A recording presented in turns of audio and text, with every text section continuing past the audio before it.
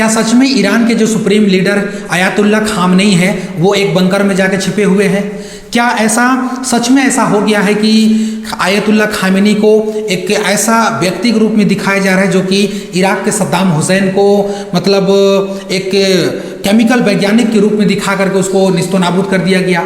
तो ये बहुत सारे खबर निकल के आ रही है कि आयतुल्लाह खामेनी मतलब चले गए हैं बंकर में। ये हम नहीं कह रहे हैं बल्कि ये अमेरिका के राष्ट्रपति खुद कह रहे हैं कि ईरान के जो सुप्रीम लीडर आयतुल्लाह खामेनी हैं वो एक बंकर में जाकर के छुपे हुए हैं। कुछ ही समय के बाद हम उन्हें पकड़ लेंगे। हम उनको पकड़ तो बहुत इजी लेंगे लेकिन पकड़ना नहीं चाहते हैं क्योंकि उसको मारना बहुत आसान है, लेकिन अभी हम मारेंगे नहीं। अब ये बहुत बड़ा स्टेटमेंट अमेरिका की ओर से निकल करके आती है, बहुत बड़ा स्टेटमेंट, क्योंकि अमेरिका के जो सुप्रीमो हैं, जो उसके जो प्रेसिडेंट राष्ट्रपति हैं डोनाल्ड ट्रंप, वो G7 मीटिंग के लिए कनाडा गए होते हैं। लेकिन वहाँ पर जब मीटिंग होती है तो मीटिंग होने के कुछ ही समय के बाद वो वहाँ के नेताओं से कहते हैं कि मुझे मतलब इमरजेंसी जाना है, और इमरजेंसी जाना है चूंकि मिडिल ईस्ट का हालात ठीक नहीं है। अब जब मिडिल ईस्ट का हालात ठीक नहीं है तो मुझे वहां पहुंचना पड़ेगा। हालांकि वहां पर क्या हुआ, बहुत सारे रिपोर्ट निकल कर आ रहे हैं, वहां से बहुत सारे ऐसे नेता थे उनसे भी उनका बकझक हो गया और वहां से वो निकल करके वापस फौरन चले आते हैं। और इजराइल जो है, इजराइल एक दोहरा गेम खेल रहा है, क्योंकि इजराइल जानबूझ के चाह रहे हैं कि अमेरिका इस युद्ध में कूद जाए,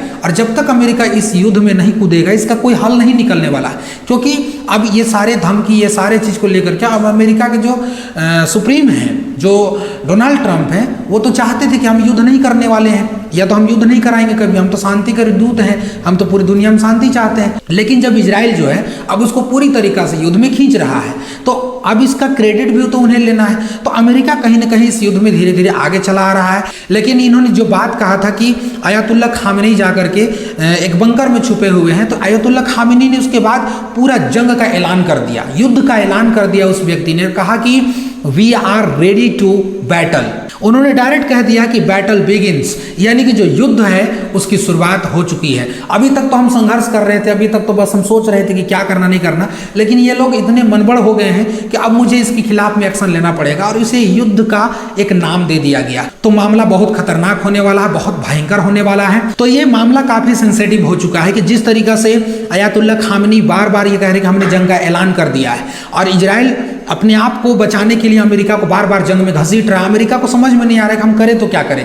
हालांकि लोग कह रहे हैं कि G7 मीटिंग से अमेरिका इसी युद्ध के चलते भाग गए हैं, इसी युद्ध के चलते हैं। लेकिन अमेरिका का जो डोनाल्ड ट्रंप राष्ट्रपति है ना, उनका दिमाग अभी फिर गया है। वो क्या करेंगे कभी किसी को कुछ नहीं पता है। जो लोग भी उनका तारीफ करते हैं उसी में वो ढल जाते हैं, और उन्हीं के बारे में वो बयान करने लगते हैं, उन्हीं के बारे में वो बातें करने लगते हैं। देखिए, दुनिया आप जान चुकी है, दुनिया आप समझ चुकी है कि इजराइल किस तरीका से ये अपना विक्टिम का गेम खेल रहा है। क्योंकि देखिए, इजराइल मार तो सबको रहा है लेकिन कहता है कि नहीं, हम सेल्फ डिफेंड कर रहे हैं। इजराइल ने पूरी गाजा को तहस नहस कर दिया, पूरी को गाजा को बर्बाद कर दिया। लेकिन फिर भी उनसे पूछा जाता है कि आपने ऐसा क्यों किया, तो वो कहता है कि हमास ने हम पर रॉकेट जारी किया, उसके बाद हमने केवल और केवल पलटवार किया। अब पलटवार ऐसा था कि हमास के लड़ाके तो मारे नहीं जा रहे हैं, गाजा के आम पब्लिक 50 से 55 हजार लोग वहां पर मर गए। इनको वहां पर मतलब किसी तरीका से आतंकवाद नहीं नजर आता है, इनको कुछ भी नहीं दिखता है।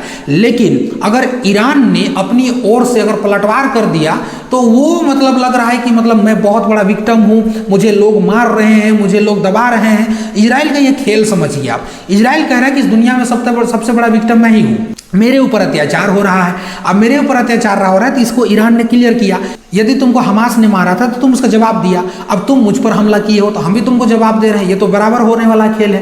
तो ये कहानी बहुत एक डिफिकल्ट हो गया। दुनिया भी जान रही है जिस तरीका से इराक से सद्दाम हुसैन को केमिकल हथियार बनाने के नाम पर उसे मिटा दिया गया, ठीक उसी तरह से ईरान को भी अब मिटाने की कोशिश किया जा रहा है, जो कि एक न्यूक्लियर वेपन है। परमाणु हथियार के आड़ में ईरान को कोशिश किया जा रहा है कि कैसे इसको मिटा दिया जाए।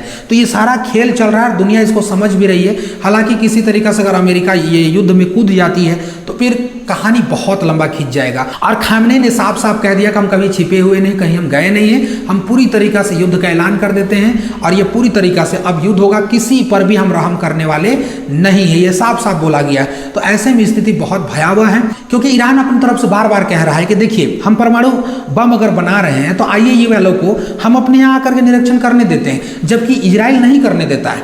परमाणु बम हम नहीं रखेंगे, इसका हम बार बार बोल रहे हैं, जबकि इजराइल रखा हुआ है, वहां प्रतिबंध इजराइल लगाता है, हम नहीं लगाते हैं, लेकिन फिर भी लोग मुझे ही अकेला करके दबाने का कोशिश कर रहे हैं और ये हरगिज नहीं होगा, ये हरगिज नहीं होगा। अयातुल्ला खामनेई ने साफ साफ कह दिया कि अब ये युद्ध अगर चाहता है इजराइल है तो जरूर होगा, हम इस पर पीछे नहीं हटने वाले हैं। तो जो हमारे खिलाफ में जो बातें चल रही है वो सरासर गलत है, ऐसा कुछ भी नहीं कि हम बंकर में जाके छुपे हुए।